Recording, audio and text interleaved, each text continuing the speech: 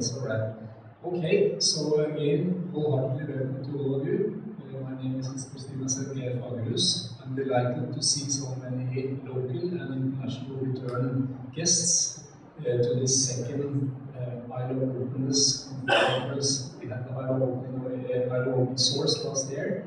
That started things off, and this year we're going to continue focusing on open source and how it can actually spark innovation.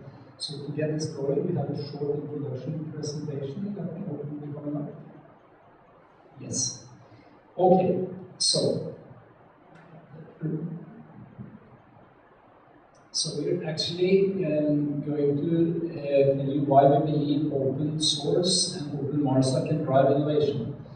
One statement that many people agree to, but they don't always think about it, is that without standards, engineers would spend a great deal of their time duplicating other people's work.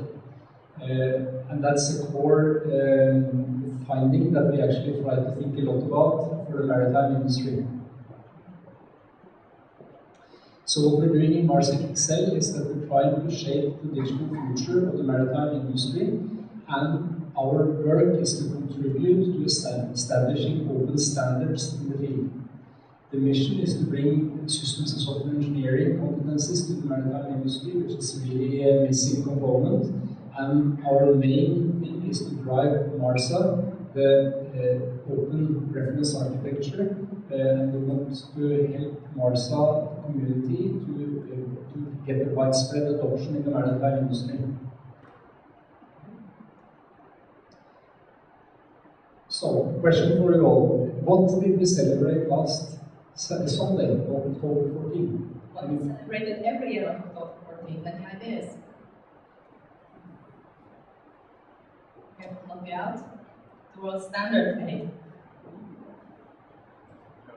So this is actually not so well known, but the ISO guys and so on know, of course, this, and it's actually the World Standards Day, and in a way you can say worldwide standards is some sort of open source, because it's a lot of experts working on a voluntary basis to come to technical agreements that are published as international standards. So without collaboration, we wouldn't have any standards today. So we looked into history, inspired by the location, and I don't know if you know this story, but actually in 1904, Baltimore, Maryland was more or less leveled by a city fire. One of the reasons that they couldn't stop it was lack of standards, because they got help from New York, from Philadelphia and Washington, but the fire brigades had no standard for how to fit the hoses, so they couldn't actually do any work. So the whole entire city just burned in front of their eyes because they not that they didn't have enough people who were firefighters, but because simply they could not connect their hoses. Another example was what happened in the 19th century in the US with the railway tracks. They had no standards for the gauge of the tracks, so they basically couldn't travel from coast to coast with one set of equipment. And in a way, when we read in this story, it was actually a customer dissatisfaction situation that made them change this, because people complained about the slowness, the cost of loading and unloading and reloading, and they had to come to the table to agree to a new standard for the width of the track. Now, a very recent example. We think, to be a bit provocative, that the maritime industry as such isn't all that much more advanced when it comes to standards as compared to the railroad track situation. There are very, very few across the board standards, very few systems that are totally interoperable, and of course we all know that there are many reasons for the Costa Concordia accident that is in the middle of the investigation, so we're not jumping to conclusions here, but we're just saying, with all the technology we have available in the world today, it's unbelievable that it's possible for a single person or a crew to actually ground the cruise liner this way. Yeah, so it's totally unbelievable that today we have a situation occurring that is actually very similar to what happened in Baltimore in 1904. So with standards on board, the railroad situation in the US went from relatively slow to a very innovative business. The tracks doubled in the US in a very short time, and the costs went down, and a big prosperous activity came around the railroads after they had decided to one single portion of the track. And today, approximately 80% of global commerce amounting to $1 trillion of economic activity each year has something to do with standards that's in accordance with ANSI statement. Of course, the World Wide Web wouldn't exist without open standards. The amount of information, the number of users is quite amazing, and most people are slightly, they don't think about it every day, but without open standards this wouldn't be possible. So it's great to have Geir here today, who's going to speak just after us, and he is going to tell us a wonderful story, how it all happened. And of course, cloud computing and building systems of systems is really also building on the fact that we have open standards. If this wasn't the case, we would call it reworks, it would really work. So, MARSA was our response to the lack of standards in the marine industry. We interviewed shipbuilders, equipment manufacturers, users, captains over a long time, and the lack of interoperability, the lack of standards was very often mentioned as the main problem in the industry. Then we tried to get industry leaders to agree to this, and they didn't. We had a number of major electronics manufacturers looking at it, but nobody wanted to collaborate, so we decided to take a different tack on it.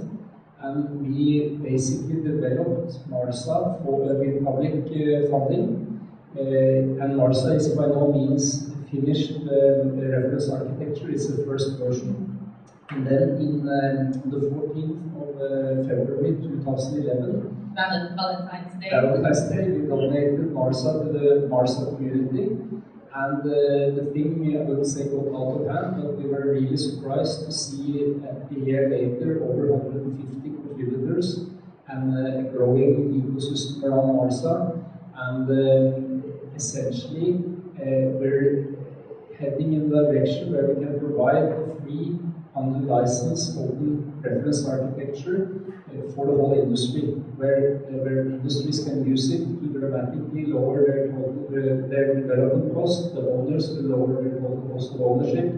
We already know from our prototypes that the quality of the systems goes radically up, and the vision really for MARSA is to become recognized as a standard across the maritime industry.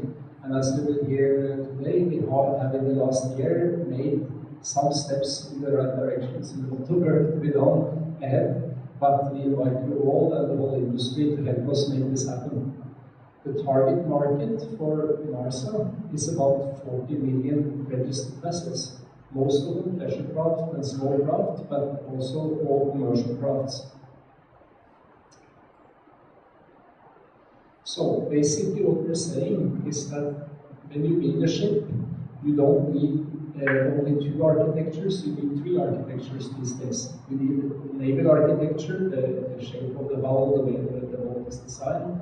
You need, of course, the interior architecture and all the piping and wiring and so on and so on. However, that's not the whole story without the third architecture, namely the system software architecture. This is what we're adding to the picture.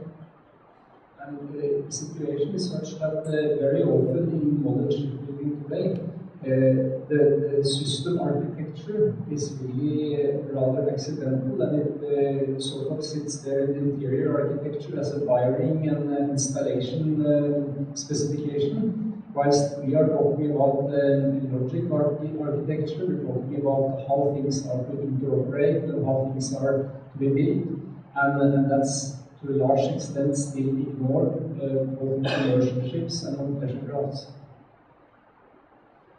So this is how it could be looking in the future. Hopefully near future. We're talking about building ships with a hybrid cloud, private cloud on board every ship, connection, high reliability connection to the public cloud, possibility to connect the ships between each other and to land-based support centers and vessel traffic control centers. The idea is that the different activities on board, the different services on board are services in the cloud. So we have navigation as a service, we can have monitoring as a service, we can have power management as a service, and these things will be operating in a high reliability, duplicated private cloud, so you will never really, it won't be possible to lose service on board. And similarly, in pleasure craft, larger boats or smaller boats, architecture can be really well implemented. There shouldn't be really much of a difference in this. Exactly. So, we actually claim that openness always wins in the end, and it actually leads to innovation. Open standards can actually help the market, to make a market that goes beyond the individual company. It provides a platform where you can build vertical applications. Of course, many market leaders today will claim that open standards may in the short term be dangerous for their market position, but in the long run, when open standards are in place, the market grows. So people that understand this will actually see that the market share may go down, but the market is so much larger. So all in all, it's a win-win situation. Now also, we're not sure how many of you know this, but the US Navy started the open architecture program in the 90s. We can talk about it now today because it's not classified information anymore, it's available publicly, but the interesting thing is that the first data actually from what they have been doing over the past decade is available now. And it turns out that the total cost of ownership savings and development savings are reaching up to 80%, which obviously is a fantastic figure and promising a lot. So we are expecting similar benefits from the MARSEC open architecture. An interesting statement out of a recent Facebook representative that is working in the Open Compute project. He's actually talking about the very same thing. He's saying that if there could be some level of collaboration around some of the basic building blocks, typically reference architecture, suppliers could use their engineering hours on something more innovative. So we fully agree with this statement.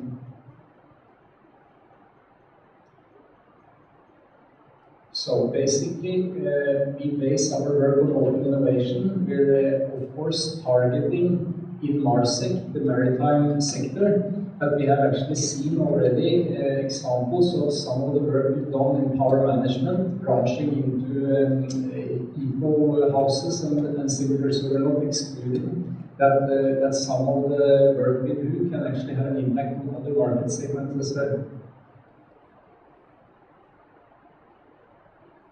So we're open for new ideas. We have actually seen in the past year, as you will hear around the lunch today, that we have a number of announcements that things that we didn't think could possibly happen is happening, just because we're open to people joining us and doing various things.